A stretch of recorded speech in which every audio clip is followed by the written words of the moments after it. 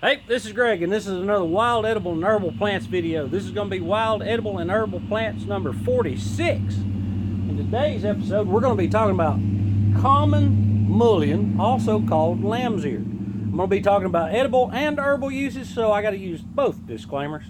A lot of things out there good to eat, good for you, and some of them taste great. A lot of others, they're not. Some can make you very sick, and some can even kill you.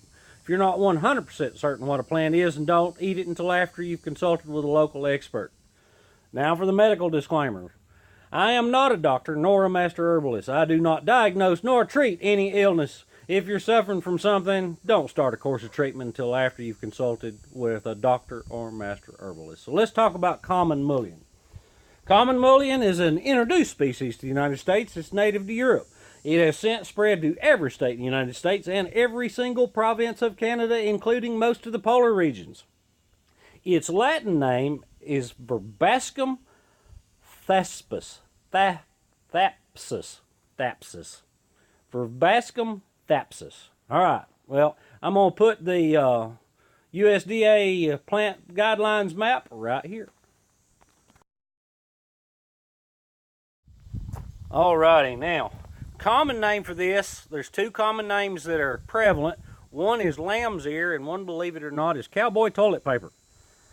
I'm actually at my grandmother's house, and she just laughed at that. That's awesome.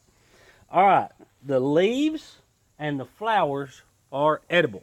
You can eat them raw or cooked. Now, I'm going to tell you straight up, these leaves are so fuzzy, I think that would be really bad trying to eat them raw. You can, however, dry them and then steam them for 5 to 10 minutes and then make them more palatable, kind of treat them like a pot herb, kind of like you spinach or your turnips, okay? Now, where this bad boy actually excels is medicinally. The leaves and seeds are ground up to make a tea, the flowers too, which are used to treat upper respiratory conditions. The leaves and the flowers are dried, powdered, and then added to chestnut and honey to make a really good cough syrup. The root was used by the Native Americans after it was introduced, of course, for teething babies. They would actually make a necklace of the root and hang it around the baby's neck, and they would gnaw on it when they were teething, and it would give them some relief. A decoction of the leaves and flowers, asthma is the big one that it's used to treat. It's a fairly commonly used herbal remedy for any of the upper respiratory problems, coughs, colds, flus, and asthma being the big ones. It was also used in the sweat lodges of the Native Americans after it was introduced. They would actually rub it on their skin when they went into their nipi or their sweat lodge. Okay? The leaves crushed, you can make into a poultice and used for wounds, the treatment of wounds. Good one to know. It is a biannual plant. That means that the first year it can be this big around. It creates a rosette pattern. And then the second year it creates this stalk that grows right straight out of the center. You can see that this thing right here is probably going to have, I was thinking 1,000 seeds, but I'm thinking more like 2,000 seeds on it very soon. The flowers are very dainty.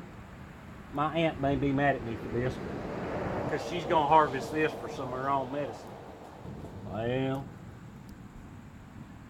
it's a 5-petal flower with the pistils and the stamens in the center. It's very beautiful. My grandmother actually let it grow just because it was pretty. All right. Well, I hope you enjoyed it. Be sure and stick around. Step by step, we're bringing real back. Have a great day. Bye-bye.